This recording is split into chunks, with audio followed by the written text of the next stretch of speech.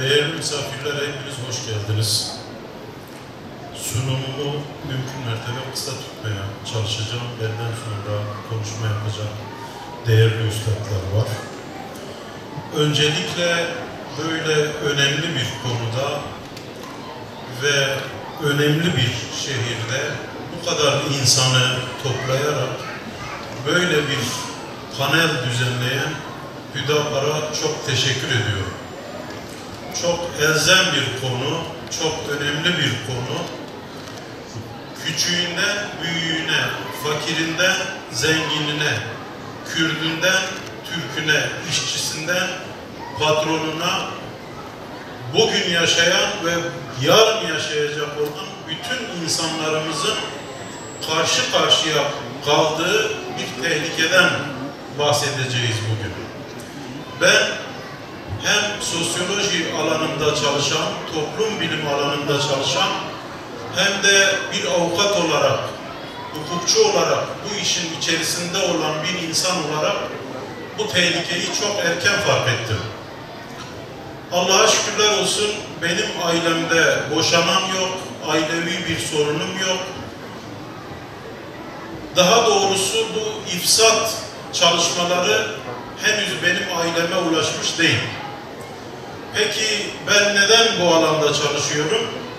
Öncelikle insan olan, insani erdemlere sahip olan bir insan, tehlike kendisine gelmese bile, başkasının başına gelmiş olsa bile o sorunu kendi sorunu gibi bilmelidir. Birincisi bu sebeple insan ve Müslüman olmam hasebiyle bu sorunla ilgileniyorum, ilgilenmek zorundayım. İkinci olarak, değerli misafirler, ikinci olarak ben 2000, 2001, 2002 yılında toplamda 3 yıl Sokak Çocukları, Umut Çocukları Derneği ile beraber sokak çocuklarıyla çalıştım. Onlara hem gönüllü avukatlık yaptım hem de abilik yaptım. Bu tehlikeyi en erken fark edenlerden bir olmamın nedeni oradaki çalışmalarım ve şahitliklerimdir. Şimdi o çocukların %80'inin boşanmış aile çocukları olduğunu gördüm ve boşanmanın tehlikesini çok yakından fark ettim. Boşanmanın ne tür felaketler getireceğini, ailesiz bir toplumun bizi nereye sürükleyeceğini, uyuşturucu kullanan, tiner çeken, dilenen, sokakta yatıp kalkan, canıyla, namusuyla, şerefiyle, varlığıyla, her şeyiyle tehlikede olan o çocuklardan bu tehlikeyi çok erken fark ettim ve vahim sonuçlarını gördüm ve bu alanda bir hassasiyet sahibi oldum. Daha sonra hepimizin olduğu gibi, dindarların, muhafazakarların çoğunda olduğu gibi yönetimde muhafazakar toplumumuzu yöneten muhafazakar bir yönetim nedeniyle ben de bir rehavete kapıldım ve hükümet varsa bir sorun çözer, varsa bir sıkıntı giderir diye düşündüm.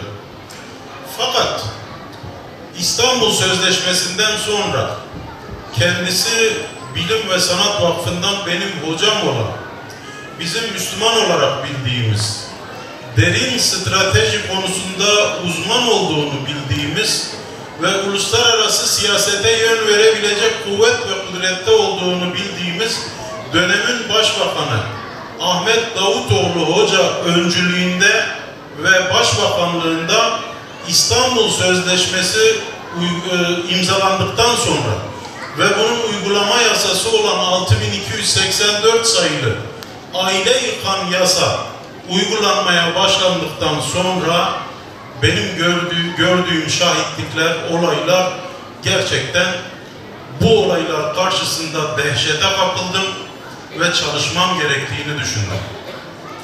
Değerli dostlar, bir konuda sıkıntı varsa o sıkıntı öncelikle farz-ı ayn'dır. O alanın farz-ı kifayedir. O alanın uzmanları o konuda mücadele etmek zorundadır. Ama onlar mücadele etmiyorsa bu farz-ı ayn olur. Hepimize farz olur. Benim hukukçu olarak çalışma alanım aile değil. Ben ceza alanında çalışan bir avukatım. Ve tüm meslek hayatım boyunca ceza alanında çalıştım. Ama bu alanda çalışanlar bu alandan geçindikleri için ifsat ve bozulma, aile yıkımları onlara gelir getirdiği için, geçim kapısı olduğu için çoğunun bu alana ses çıkarmadığını, ses çıkarsa bile çok cılız kaldığını düşündüm. Ve hükümetin şu noktada olduğunu düşündüm. Bakın, biz İslam ve Müslüman enkazı üzerine kurulmuş bir devlette yaşadık. Bizi yok sayan kanunlarla karşı karşıya kaldık. Bize ve kültürümüze savaş açan bir sistemle yaşadık ve yaşatıldık. Muhafazakar iktidarın bunu düzelteceği kanaatindeydim. Mücadele ettiklerini gördüm, çabaladıklarını gördüm. Fakat değerli dostlar, bakın ibretlik bir hikaye anlatacağım size. Sokak Çocukları Derneği'nde yaşadığım bir hikaye. Günümüze bile bilmiyor. Bizim çabalarımızın, hükümetin çabalarının nasıl boşa çıktığının ve çıkacağının açık bir örneği olarak size söylüyorum. Lütfen bu örneği çok iyi dinleyin. Bir gün Sokak Çocukları Derneği'nin barınağında bahçede oturuyoruz. Etrafımızda 10-15 tane sokak çocuğu denilen çocuklar var. Sohbet ediyoruz. Onlarla genelde nasihat ediyorum. İşte örnekler veriyorum falan. Bir hanımefendi geldi. Derneğimize yardım eden, sesinden merhamet olduğu besbelli, merhametli biri olduğu besbelli olan bir hanımefendi geldi. Tekstil alanında çalışıyor. Atölyeleri var. Dedi ki, İlhami Bey dedi, bu çocuklar ne yapar, ne eder, günlerini nasıl geçirir dedi buradaki barınakta kalan sokak çocukları. Dedim ki hanımefendi çocuklar bir şey yapmaz dedim. Biz sabah 8'de kahvaltılarını hazırlarız saat 12'ye kadar. Her kim hangi saatte uyanırsa o saatte kahvaltısını yapar 8'den 12'ye kadar. Kalkan Taksim Meydanı'na, Şirin Evler Meydanı'na, Bakırköy Meydanı'na gider. Biz burada uyuşturucu kullanmalarını yasaklıyoruz. Tiner çekmelerini yasaklıyoruz. Ama oralarda gidip kullanıyorlar, ona karışamıyoruz. Orada bir süre geçiriyorlar. Eğer aç kalırlarsa sinyal çekme dediğimiz abi 50 kuruşun var mı, abi 1 liran var mı gibi ufak çaplı bir dilenmeyle karınlarını doyuranlar var. Ama bazıları da ekmek yemek bulamazsa, sinyalden bir netice alamazsa barınağa geliyor, öğlen yemeğini burada da yiyen var. Ama az sayıda dedim. Akşam da bizim yemeğimiz 8'de başlar, 12'de biter. Fakat yurda o barınağa 12'den sonra kimseyi almıyoruz dedi. Bu şekilde dedim günleri geçiyor. Peki dedi öbür gün de aynısı dedi. Çalışan yok mu? Yok dedi. Ya dedi ki bunlara meslek öğretsek nasıl olur? Ben de ona ön açıcı olmak için yani şimdi Hüseyin Bey'in yaptığını yapmak için moderatörlük, kolaylaştırıcılık yapmak için dedim ki hanımefendi mesela ne meslek öğretebiliriz dedim. Şöyle bir gözünü hafif yukarı kaldırdı, düşündü. Dedi ki İlhan Bey benim tanıdığım bir çilingir ustası var dedi. İyi bir öğretici. Çilingirlik öğretebiliriz dedi. Çocuklar dedi ki abi süper fikir. Abi beni yaz. Diğeri diyor İlhami abi beni en başa yaz. Diğeri diyor abi beni mutlaka yaz. Abi çok güzel fikir bunu değerlendirelim. Dedim çocuklar bize bir müsaade edin dedi.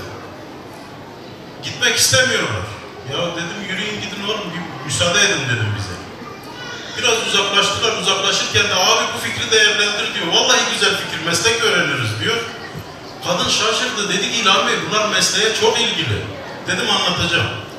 Çocuklar biraz uzaklaştıktan sonra dedim ki hanımefendi bu çocukların %90'ı hırsızlık yapıyor. Diğer %10'u da aklen zayıf, yalan, behlül yapamayan insanlar. %90'ı hırsızlık yapıyor. Eğer biz bunlara çilingirlik öğretirsek vallahi şu Bakırköy'de, Bahçeli Evler'de, Şirin Evler'de, Bağcılar'da bu bölgede açılmadık ev, açılmadık iş yeri kalmaz dedi. Ya dedi ben şaşırdım ya.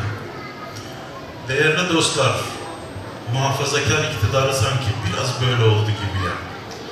sokak çocuğuna ahlak vermeden, edep vermeden, sistemi düzeltmeden, sistemi bize ait kılmadan, milli eğitimde şu anda çocuklarımızın neye göre yetiştirileceğinin ilk şartı nedir? Halen yürürlükte olan bir yasa. Bütün çocuklarımız Atatürk milliyetçiliğine bağlı şekilde ve ona göre yetiştirilmek zorunda. Peki bizim inancımız, bizim değerlerimiz, bizim örfümüz, bizim kültürümüz, bizim tarihi geçmişimiz, bizim mirasımız, bizim medeniyetimiz kanunlarda dikkate alınıyor mu?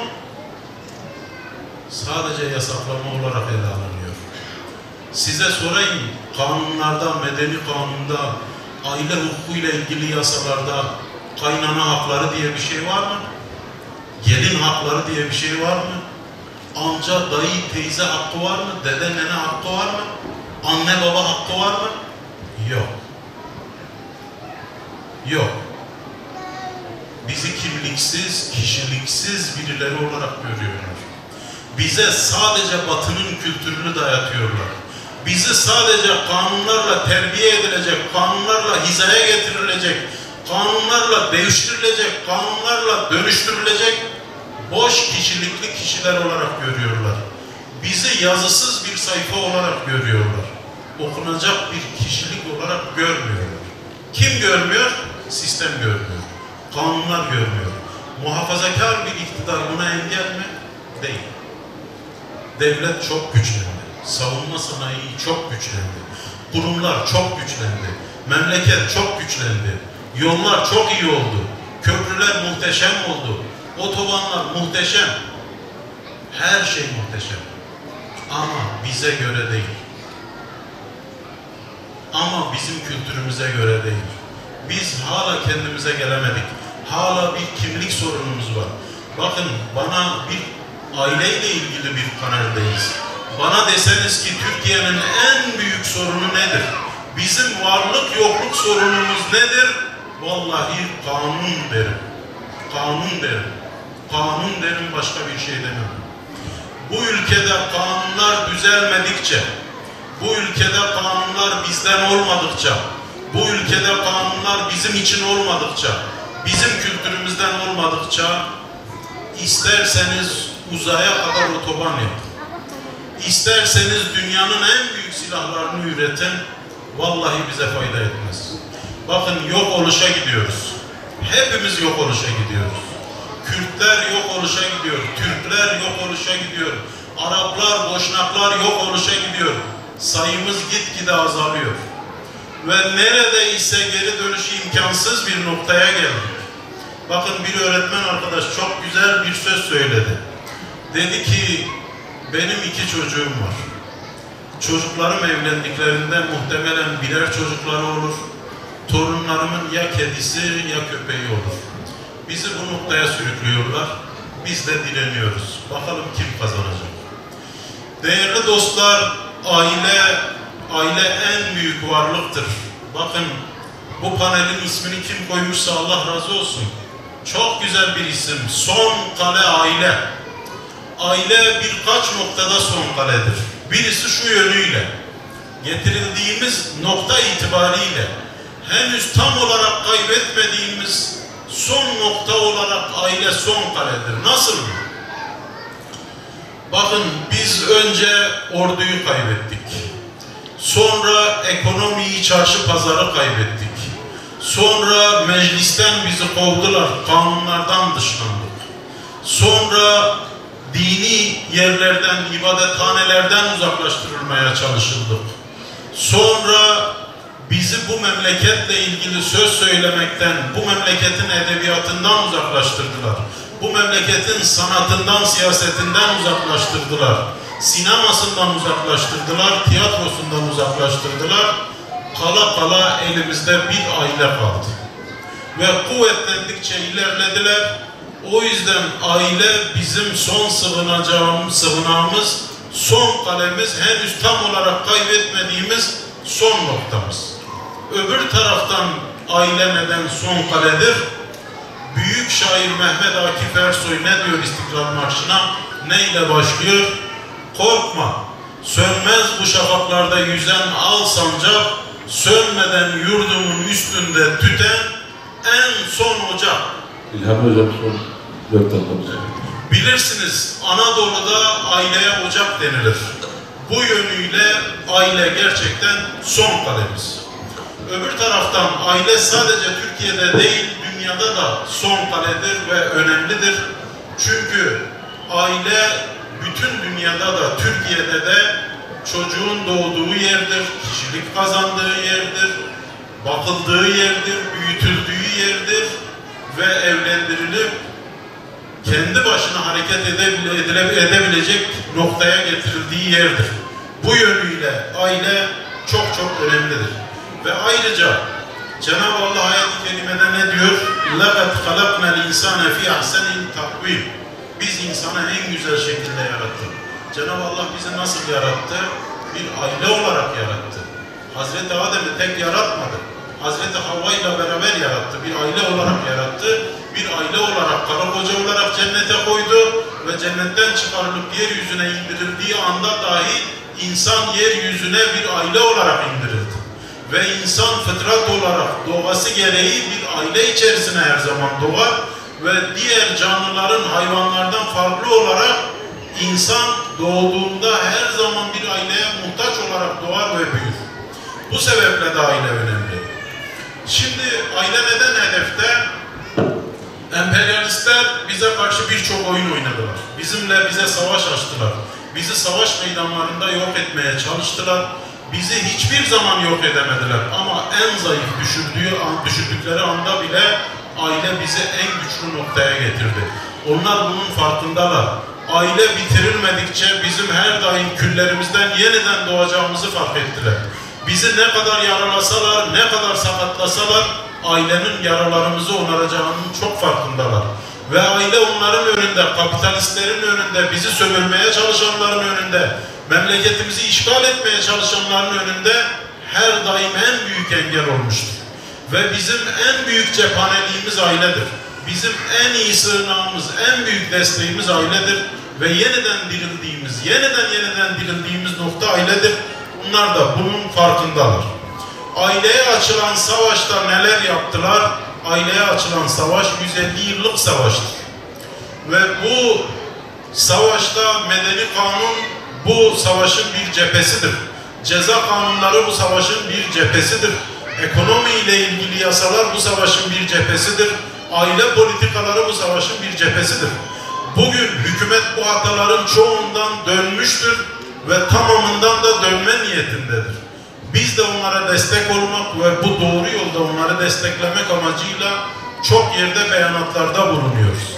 Ve şimdi de birkaç dakika içerisinde bu konudaki önerilerimi sunacağım.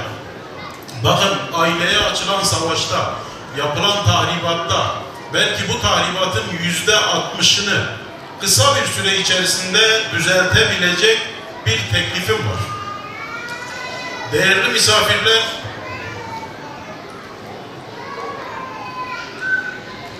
bugün kanunlara göre çocuğun doğumundan neredeyse ölümüne kadar veya kendi ölümlerine kadar çocuğun her şeyinden, maddi manevi her şeyinden sorumlu olan anne babanın çocuğu üzerinde fakirliğe düştüğü zaman nafaka talep edebilmek dışında hiçbir hakkı yok. En önemlisi, terbiye hakkı yok. Bakın, ben bunu bir platformda söylediğimde bir dindar hakim arkadaşımız dedi ki, ya nasıl yok? Medeni kanunda anne ve babanın terbiye yükümlülüğü var dedi. Ben de dedim ki, değerli dostum, ben terbiye hakkı diyorum, terbiye yükümlülüğü demiyorum. Terbiye yükümlülüğü var, yükümlülük ayrı bir şey. Hak ayrı bir şey. Hak bazı şeyler gerektirir. Zaten anne babaya yasa birçok şey yüklüyor. Birçok şey yüklüyor ama hiçbir hak vermiyor. Terbiye hakkı çok önemli. Kime terbiye hakkı?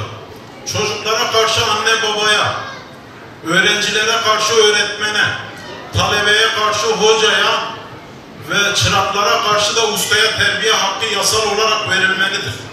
Ayrıca bakın, polis vazife ve selahiyetleri kanununda polisin dur ihtarına uymayan kişiyi öldürmeye kadar, ateş açmaya kadar hakkı var.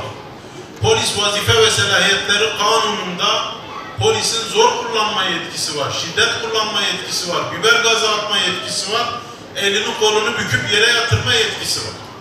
Şimdi bize her zaman şiddete sıfır tolerans, şiddete karşıyız, şiddetle hiçbir şey olmaz, şiddet çözüm değil diyen devlet 100 binlik ordular besliyor. Tüm devletler için diyor. 100 bini aşkın polis teşkilatı besliyor, zabıta teşkilatı besliyor ve bunlara şiddet kullanma tekeli veriyor. Peki şiddet çözüm değilse ey devletler siz niye kullanıyorsunuz?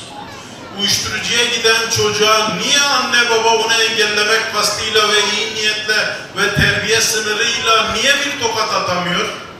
Anne baba niye çocuğa karşı ölüme bile giderken niye zor kullanma hakkı yok? Bunu çocuğun hiçbir şeyinden sorumlu olmayan polise tanıyorsun da her şeyinden sorumlu olan anne babaya ona sabahtan akşama kadar kafasını patlatırcasına eğitim verme çabasında olan öğretmene ve ona meslek öğretmeye çalışan ustaya niye vermiyorsun? İlim öğretmeye çalışan hocaya niye bu yetkiyi vermiyorsun diye soruyor. Toparlıyorum hemen hocam. Zor kullanma hakkı bu yönüyle önemli. Anne babaya terbiye hakkı verilmeli, zor kullanma hakkı verilmeli. Bu çok önemli iki teklifimiz. Diğer taraftan diğer kısmını söyleyeyim, son cümlelerimi toparlamış olayım. Şimdi dedim ya hükümet İstanbul Sözleşmesi 6284 sayılı yasanın açtığı yaralardan bir nedamet içerisinde ve bu hatadan dönmek istiyor. Bu konuda bir çabası var. Biz de destekliyoruz. Şu anda meclise getirilmesi düşünülen bir yasa. Aile arabuluculuğu. Feministler buna dahi karşı çıkıyor. Ama biz bu arabuluculuğu sakıncalı ve yetersiz buluyoruz. Evet önemli bir adım. Gerekli fakat yetersiz. Neden yetersiz? Bakın arabuluculuğun mantığında ve arabuluculuk kanununda arabulucu pasiftir. İki tarafı sadece dinler, onların uzlaşmasını bekler. Oysa bizim inancımız, bizim kültürümüz arabulucunun aktif olmasını, barıştırma çabasında olmasını, iki tarafın eksiklerini, hatalarını, iyi ve kötü yönlerini ortaya koyup onları iknaya çalışmasını emreder. Bu yönüyle arabuluculuk zayıftır. Biz neyi teklif ediyoruz? Biz aile hakemliğini teklif ediyoruz.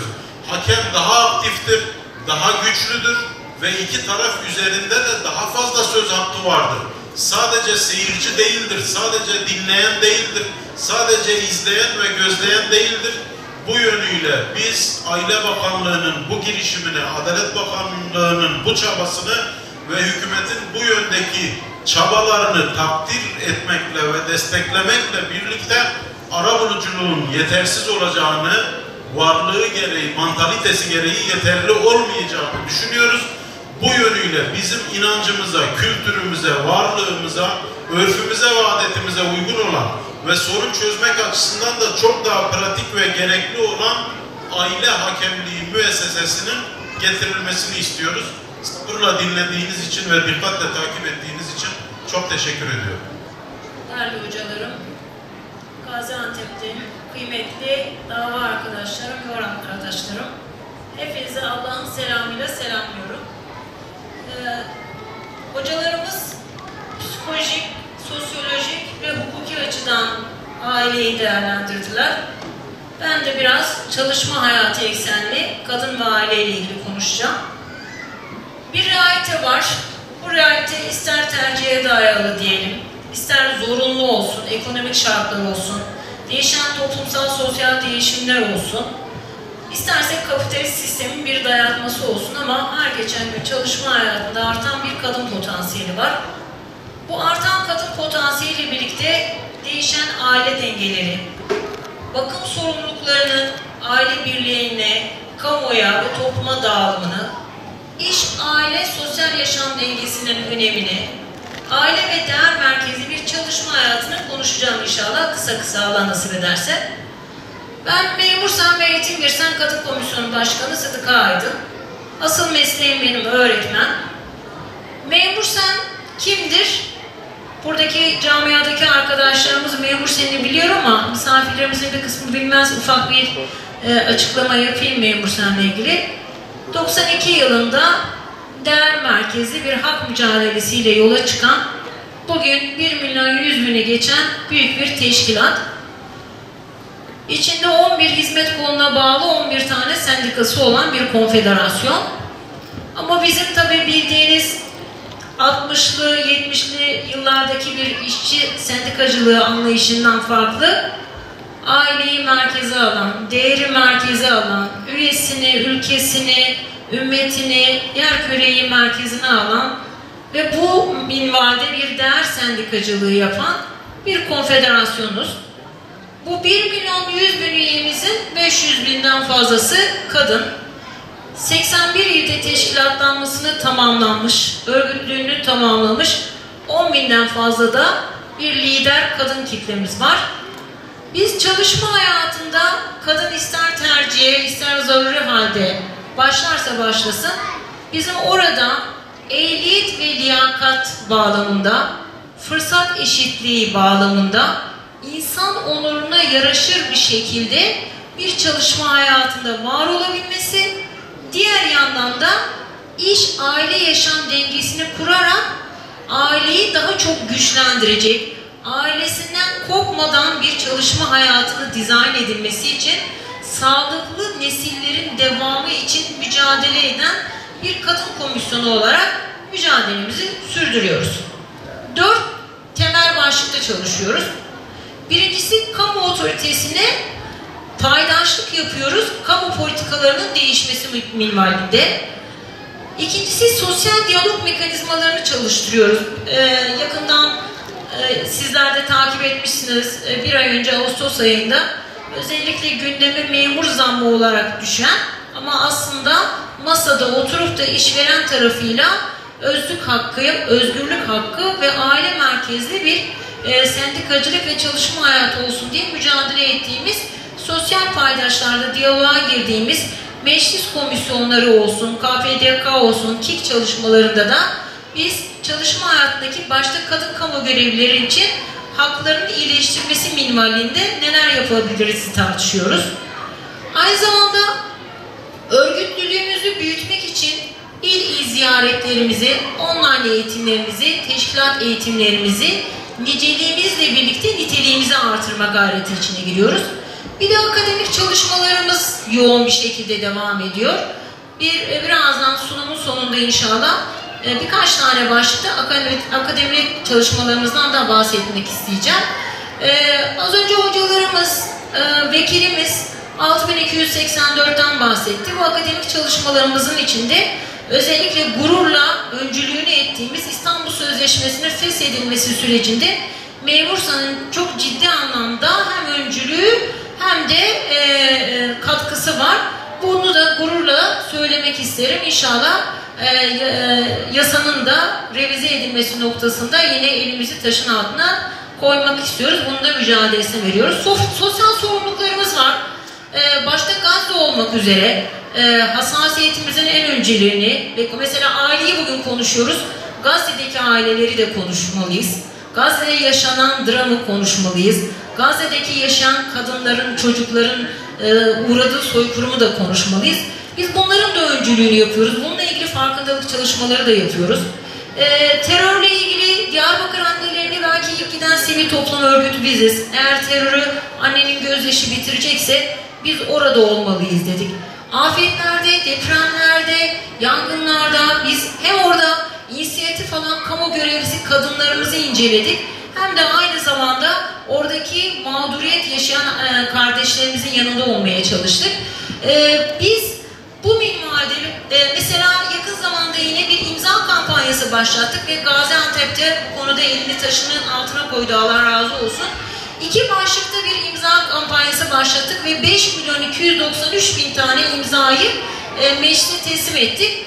Bu neydi? Biri başörtüsünün kamusal alanda devletin bütün kademelerinde bir güvence olmadan şu an belki yönetmelikle devam ediyor başörtüsü. Ben bir öğretmenim aynı zamanda. Ama biz dedik ki bunun anayasa maddesiyle değişikliğe uğrayıp bir güvence altına alınması ile ilgili bir imza kampanyası başlattık. Diğer imza kampanyamız ise Biliyorsunuz anayasa maddesinde aile kadın ve erkekten oluşur ibaresinin anayasada geçmesini istiyoruz. Çünkü orada eşlerden oluşur ibaresi var. Hukukçu arkadaşlarımız çok daha iyi bilir. Biz cinsiyetsizleştirme kimliği devam ederken, küresel bir plan alttan alta işlerken bizim Türkiye olarak anayasada kadın ve erkek dışında herhangi bir evliliğe müsaade etmemiz için bunun da güvence altına alınması ile ilgili öncülük yaptık ve elhamdülillah 5 milyon tane de imza topladık. Bu minvalde çalışmalarımız daha da sürecek. Bizim bakış açımız ne? Bizim bakış açımızda kadını korumak zaten aileyi korumaktır. Aileyi korumak toplumu korumaktır. Az önce hocamız söyledi. Gerçekten hasreten kadın ve aile birimine, Hüdapar'ın bütün teşkilatına teşekkür ediyorum. Çünkü biz sivil toplum olarak biz sadece sahanın sesini gündeme getiririz. Biz rica mercisi oluruz. Onun mücadelesini veririz. Ama icra meclisi siyasi partilerdedir. O yüzden Hüdapar'ın aileyi merkeze alan bir dizi çalışma yapması, programlar yapması, farkındalık oluşturması, iktidar kesimini sıkıştırmaya çalışması çok kıymetli. Aile başkanımızın başkanlığında ben bütün teşkilata teşekkür ediyorum. Çok kıymetli bir çalışma. Biz son kale olarak görmeyelim. Bence biz aileyi ilk mektep olarak görelim. Çocuklarımıza verdiğimiz şahsiyeti, edebi, ahlakı verdiğimiz ilk mektep olarak verelim. Kale içeriden de fethedilebilir, dışarıdan da işgal edilmesine izin vermeyelim inşallah. Bu da bir vesile olsun diyelim. Niyet hayır, akıbette hayır olsun diyelim. Bugün az önce söyledim. Kadınların iş hayatına katılımı maalesef tercihten öteye gitmiş durumda. Tek maaş çoğu aileyi geçindiremiyor. Bir başkanımız, bir şube başkanımız beni eleştirdi, dedi ki, başkanım dedi, siz dedi kadınları dedi çalışma hayatına teşvik mi ediyorsunuz dedi. Neden bu kadar kadın diye özne haline getirmeye çalışıyorsun? Neden sürekli kadın kadın diyorsunuz dedi. Sonra bir toplantı sonrası çıktıktan sonra dedi ki, ya sen kadın komisyon başkanısın dedi. Ben oğlumu evlendirmek istiyorum dedi. Ama dedi oğlum tek maaşla, o yüzden bir tane çalışan bir arkadaş bulabilirsen seviniriz dedi. İşte bu, hani bu ne lahana turşusu diyebileceğimiz. Maalesef evet, biz diyoruz ki kadın çalışma hayatında tercihe kalsın, istiyorsan çalışma hayatında olsun. Ama diğer taraftan da aileden uzak kalmasın. Aileyi zayıflatmasın kadının çalışma hayatında oluşu. Ya da aileyi tam tersinde güçlendirsin istiyoruz. Bizim bakış açımız bu. Yani kadın çalışma hayatında olacaksa ailesinden kopmamalı, ailesinden uzak olmamalı. Kadın sadece çalışma hayatında emek vermiyor. Bir de kadının emeğinin görünür olmasını istiyoruz. Ev hanımlarının emeğinin görünür olmasını, ev hanımlarının çok değerli, parayla ölçülemeyen bir kıymet olduğunu da aynı zamanda ifade etmeye çalışıyoruz. Biz ev hanımı, iş veya iş hanımı hiç fark etmiyor. Emeğin takdirini, temsiliyetinin bireysel değil aynı zamanda toplumsal bir mesele olduğunu ve bir beka meselesi olduğunu söylüyoruz. Bunun için de mücadele ediyoruz.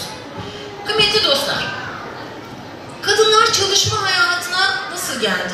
Bir de şöyle bir tarihsel bir bakarsak, bu ortalama sanayi devrimiyle başlayan ve üretimin ev merkezinden fabrikaya geçişiyle devam eden bir süreç. Buharlı makinelerle artık insanlar üretimi evden değil kentlere ve fabrikaya doğru aktığı zamanlar kapitalist sistem ucuz iş gücü olarak kadını görüyor ve kadını da evden fabrikaya çekiyor. Ve orada ne yapıyor? Onu sömürmeye çalışıyor. Ağır çalışma koşulları, mesleki hastalıklarını önüne geçmeyen, günlük sadece bir maaş karşılığı, maaşı da çok cüzi bir şekilde çalıştırdıkları kadını aynı zamanda kapitalizmin içinde, kapitalist sistemin içinde diyor ki dayatmayla sen ya üreteceksin ya tüketeceksin. Bir yandan fabrikada ağır koşullarda çalışırken diğer yanlarda alışveriş sitelerinde, sosyal medyalarda kapitalizmin ucuz işçisi, metası olarak tüketim aracı olacaksın diyor. Ve onu sadece değil, çocukları da aynı zamanda sömürüyor. Bakın o dönemin süreçlerine baktığımız zaman çocuklar uykusuzluktan kolları falan makinelerde parçalanan çocuklar ağır koşullar altında sadece 40 yaşına kadar yaşayabilen, fabrikalarda ve fabrika kenarlarındaki barakalarda kötü şartlarda çalışan bir işçi kesimi var. Ve bunlar kendi hakları için örgütlenmeye başlıyorlar. Önce yardım dernekleri, yardımlaşma sandıkları, dayanışma örgütleri adı altında bir süreç oluyor. Akabinde bunlar sendikalaşmaya başlıyor. İşte ilk kadın hareketleri de bu şekilde başlıyor. Eşit işe eşit ücret veya eğitim hakkı, seçilme hakkı diye başlıyor. Ama gelinen nokta itibariyle feminist hareketlere de bir öncülük yapıyor. Feminist hareket ne diyor? Aileyi ikinci plana atın, anneliği dışlayın, küçümseyin, babalığı itibarsızlaştırın, çocuk yapmayı bırakın, kadın aileden kopsun ve kapitalist sistemin sadece kölesi olsun. Böyle bir hareket başlıyor. Aslında o hareket hala devam ediyor. Az önce hocalarımız söyledi. O küresel ölçekte o plan maalesef hala alttan alta işliyor. İstanbul Sözleşmesi ithal bir sözleşmeydi. Toplumsal cinsiyeti akredite eden bir sözleşmeydi. Ve o fersah fersah iliklerimize kadar işliyordu. Elhamdülillah feshedildi.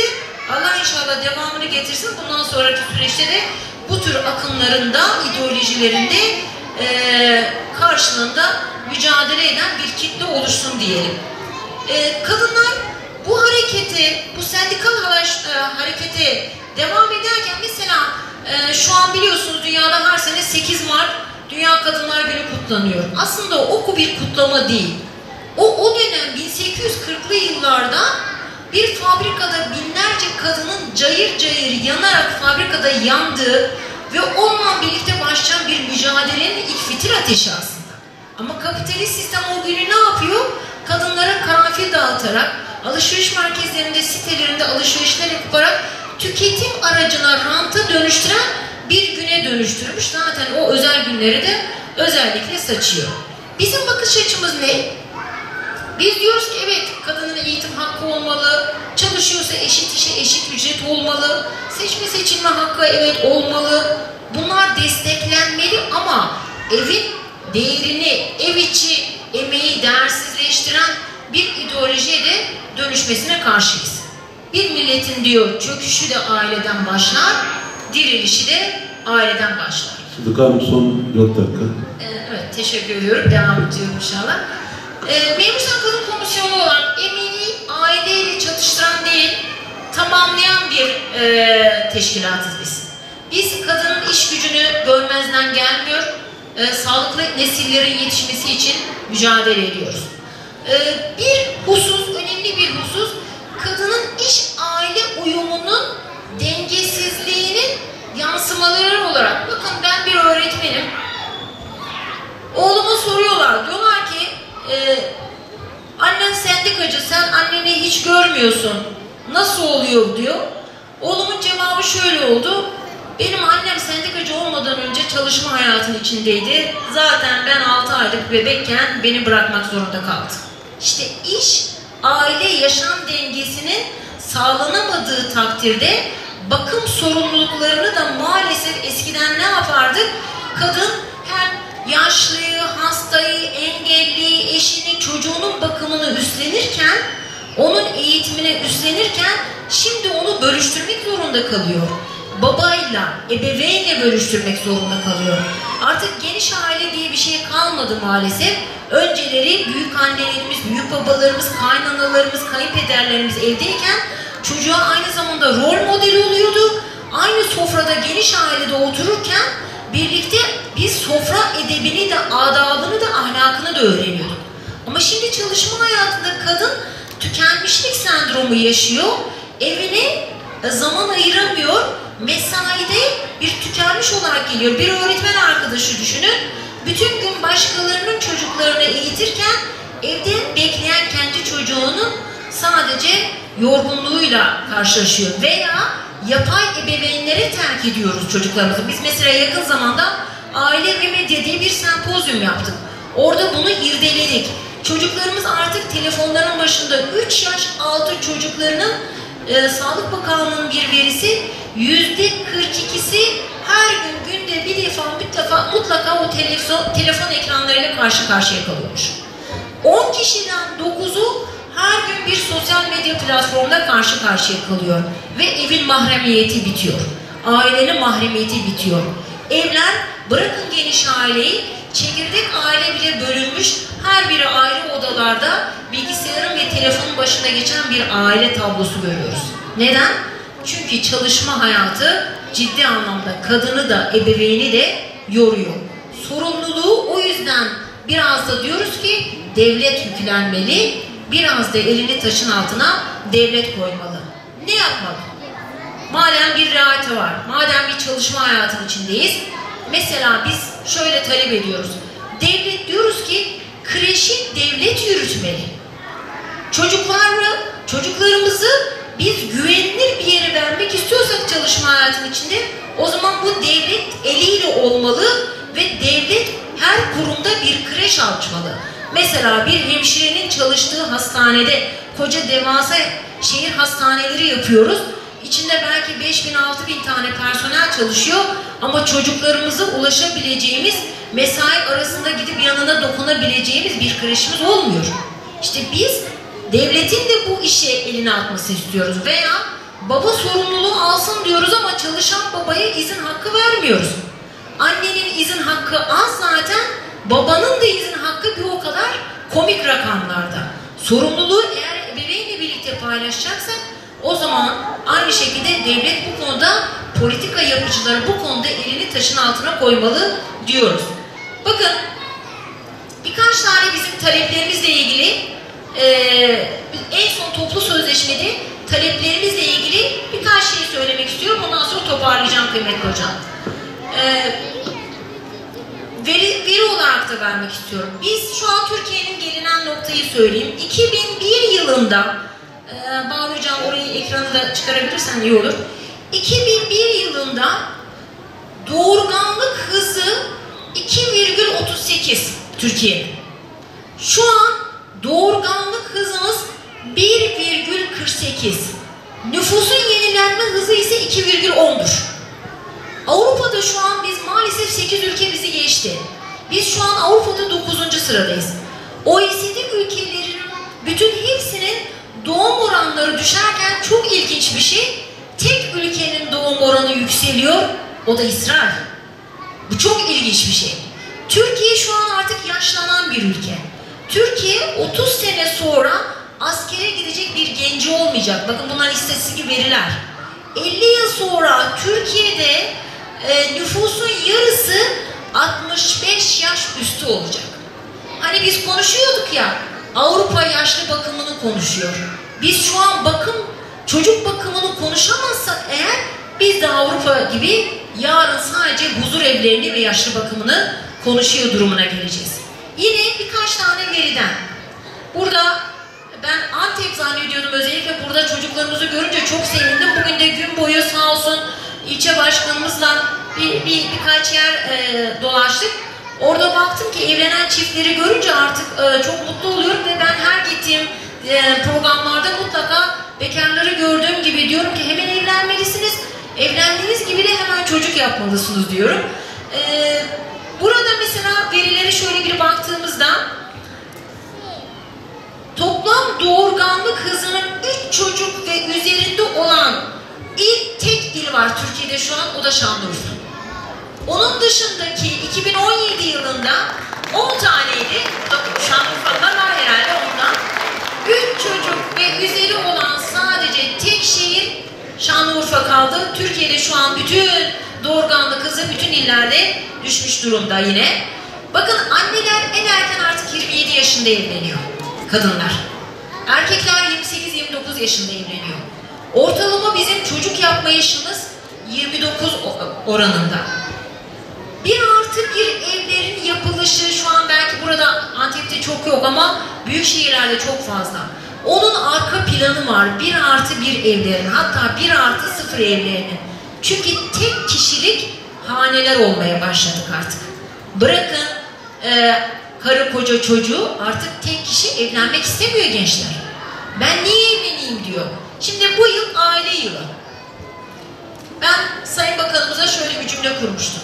Sayın Bakanım, inşallah aile yılı emekli yılına dönmez dedi.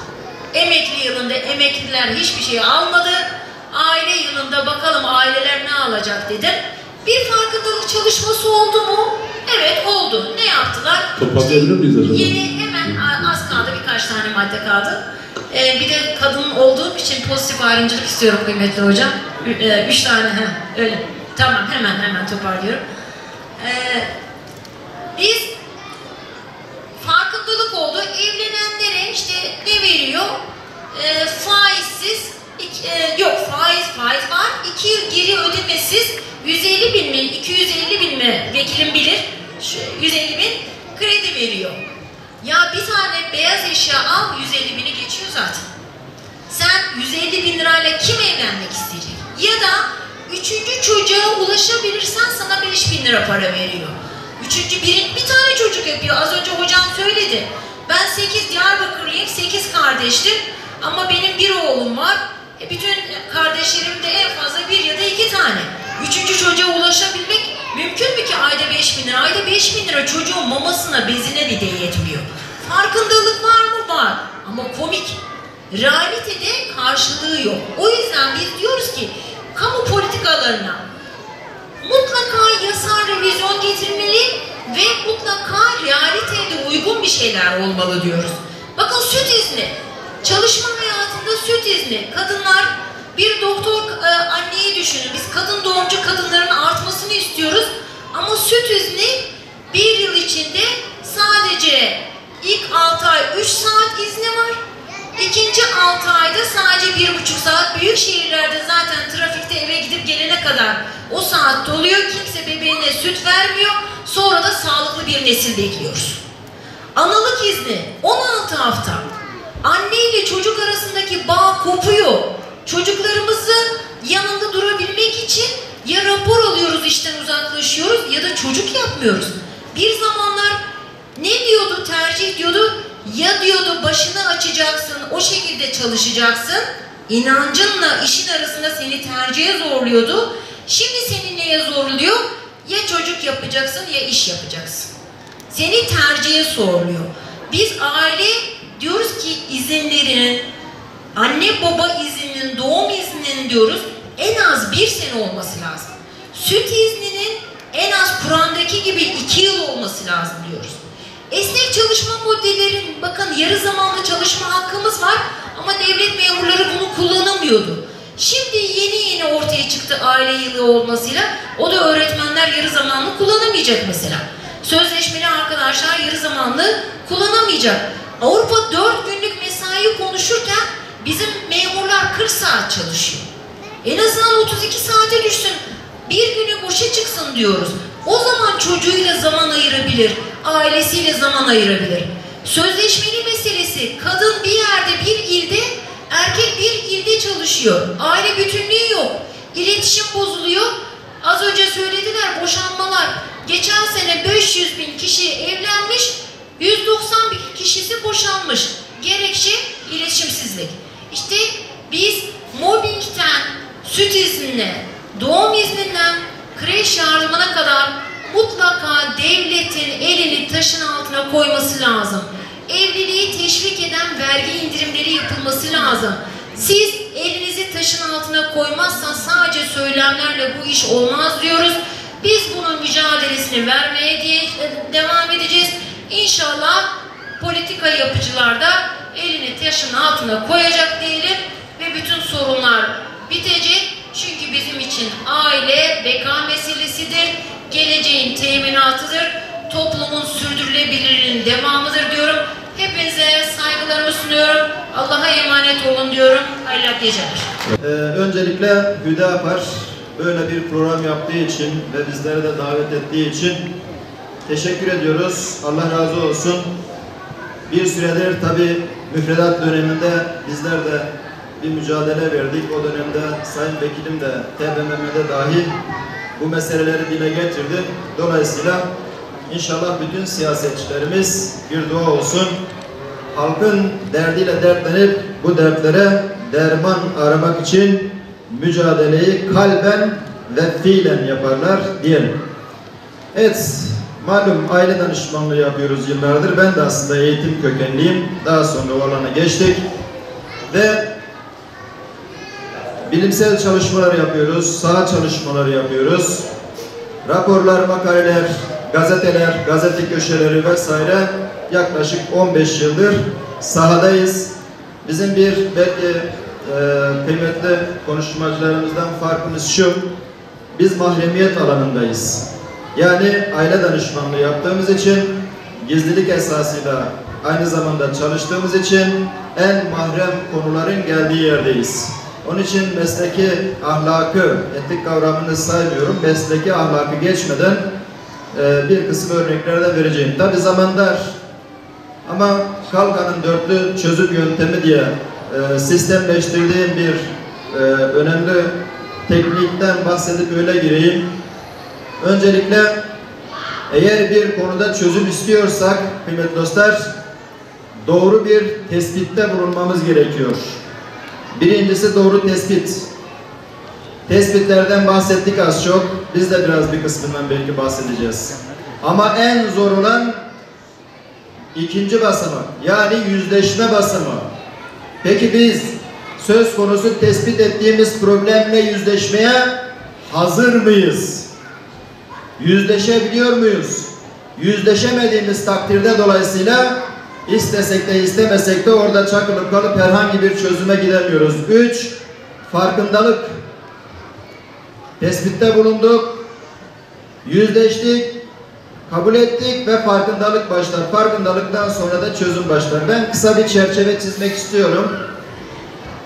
Yaklaşık 200 yıldır aile üzerine çok ciddi anlamda projeler, saldırılar, Üstad Bediüzzaman Hazretleri'nin İfsat Komitesi dediği neslimizi, ayet-i kerimede geçen kısmıyla neslimizi ve ekinlerimizi ifsat etmeye çalışan, dünya genelinde küresel bazda, global bazda ciddi bir şekilde Siyonizm başta olmak üzere ve onun yardakçılarıyla birlikte insanlığın o temel dinamiklerini bozmaya çalışan İfsat Komitesi 200 yıldır çalışıyor ve şu anda en hızlı ve en belki planlı projeli bir şekilde gerek müfredatlara, gerekse ailelere, gerekse o ailelerin vazgeçilmezi ekranlara en hızlı bir şekilde ve en tabiri caizse planlı ve projeli bir şekilde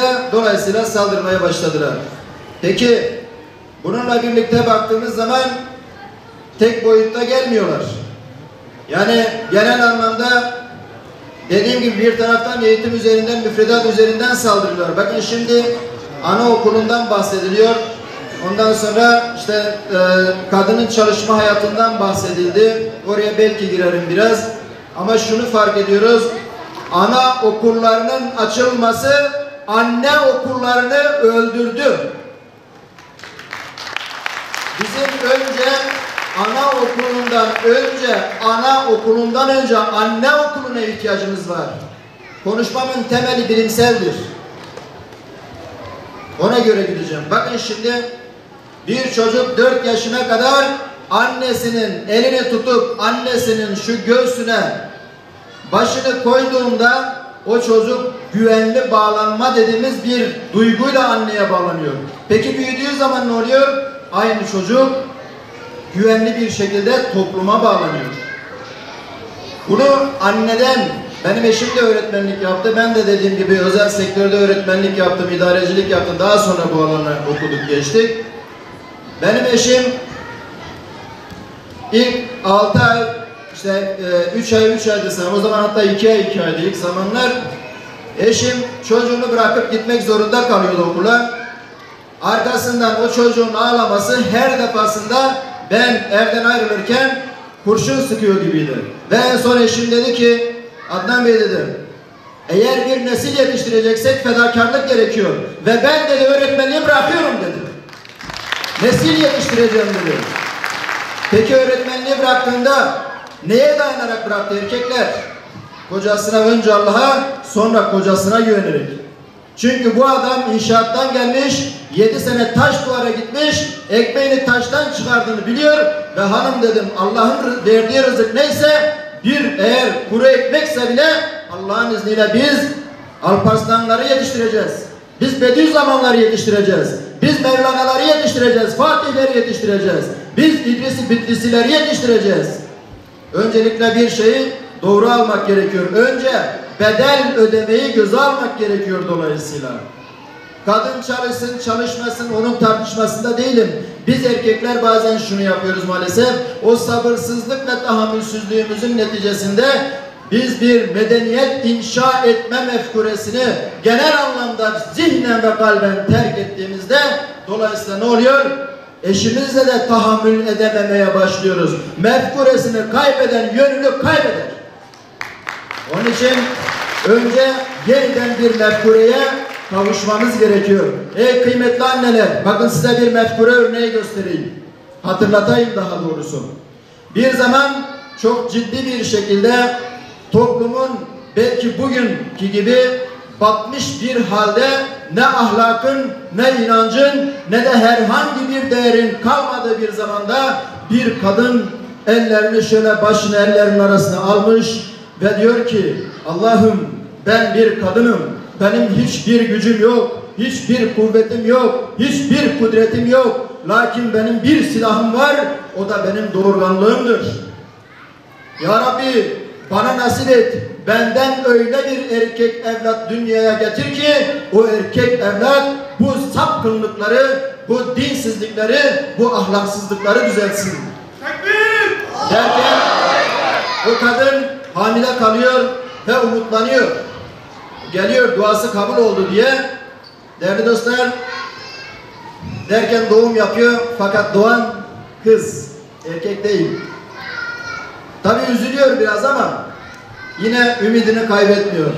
Fakat Rabbim bazen erteler ama ihmal etmez. Çünkü o doğan Hazreti Meryem'dir.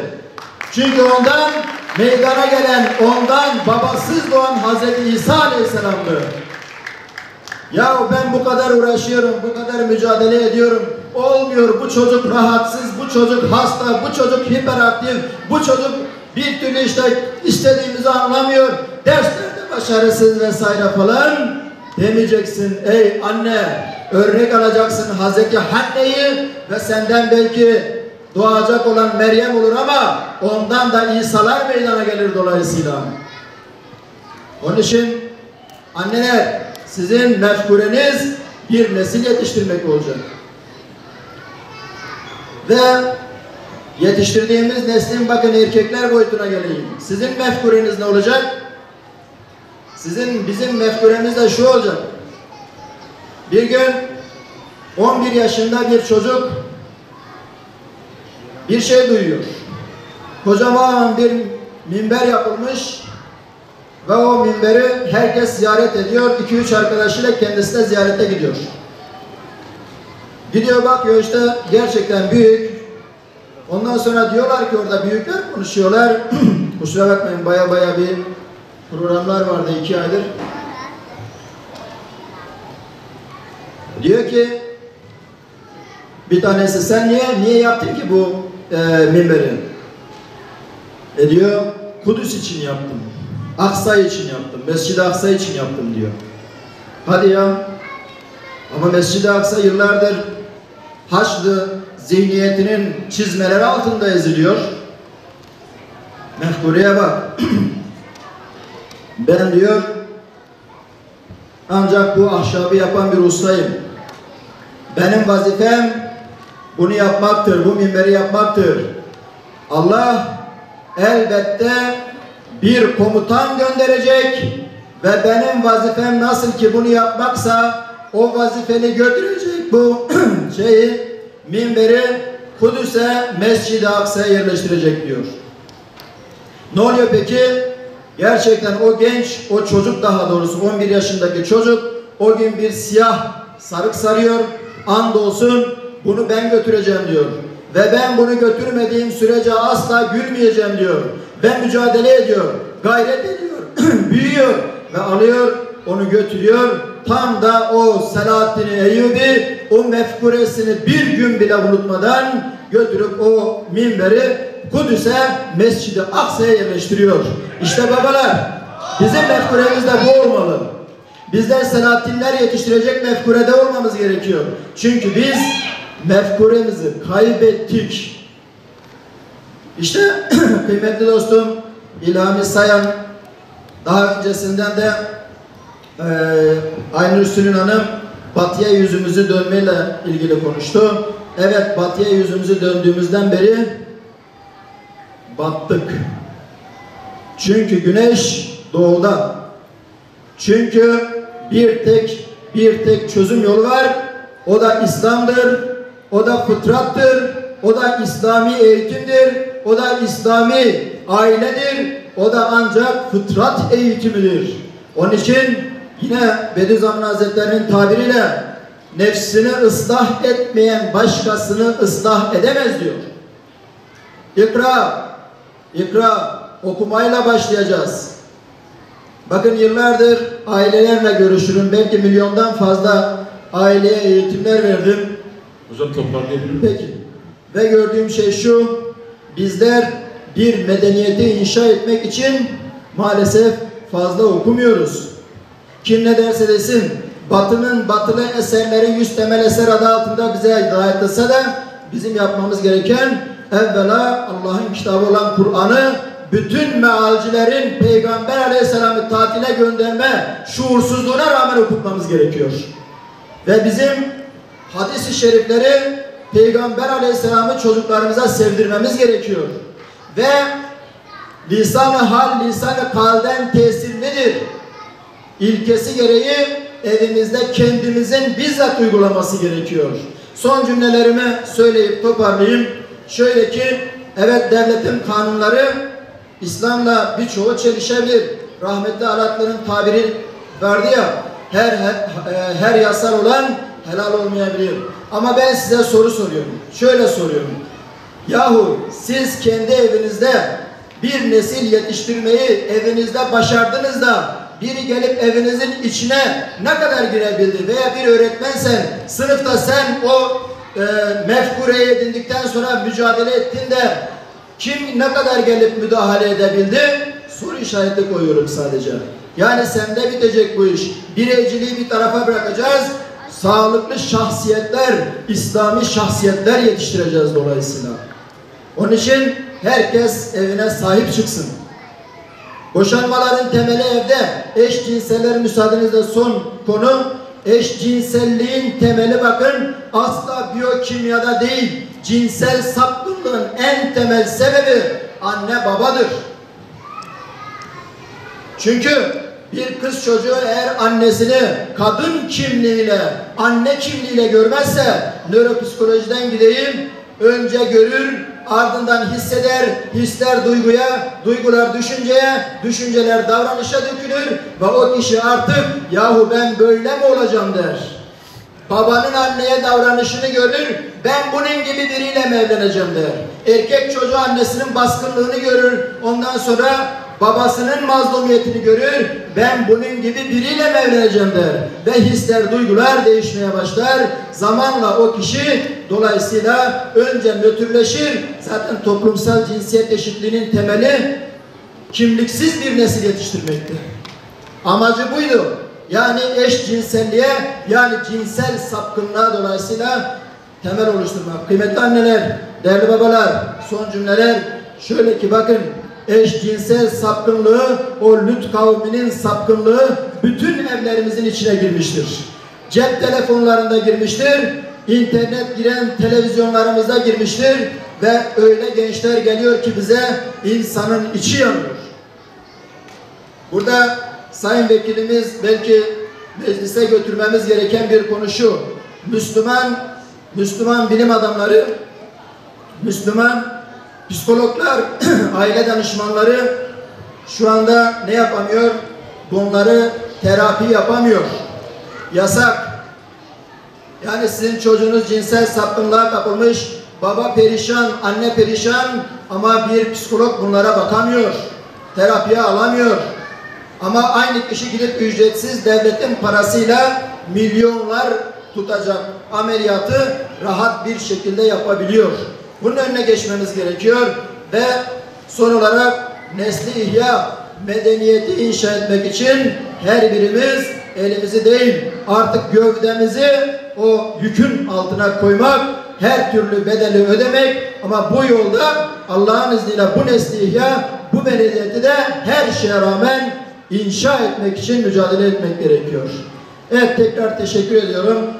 Dar bir zaman, konular geniş. Rabbim inşallah Üstad Bediüzzaman'ın duasıyla Ya Rabbi bizi ve evlatlarımızı ve ümmetin evlatlarını ahir zamanın cazibedar fitnelerinden kurtarsın ve muhafaza etsin. Selamünaleyküm. Evet, amin diyorum. Adnan Kalkan hocamıza teşekkür ediyoruz. Adnan hocam kısaca şu işlere değindi. Aile sorunlarıyla yüzleşmek, farkındalık oluşturma ve gerekli adımların atılması konusunun altını çizdi. Yine küreselcilerin ekin ve nesli ifsad etme projelerine ve saldırılarına karşı uyanık olmamız gerektiğini belirtti. Tabii bu saldırılara karşı koymanın da belli bir bedel ödeme gerektiğini, bedel istediğini beyan ettiler. Yine anaokullarının anneliğini öldürdüğünü ifade etti. Ben bütün katılımcılara ayrı ayrı teşekkür ediyorum. Ve yine bu programı organize eden Hüdapar'a ve Hüdapar İl Başkanlığı'na teşekkür ediyorum. Adnan Hocam'ın beyan ettiği küreselcilerin ekim ve nesli yok etme, ifsad etme projelerine ve saldırılara karşı bu tür panellerin önem arz ettiğini özellikle ifade edeyim. Bu noktada inşallah bugünkü programımız bir adım olmuştur diye düşünüyorum. Hepinize Allah'ın selamıyla selamlıyorum. İyi akşamlar, iyi geceler diliyorum.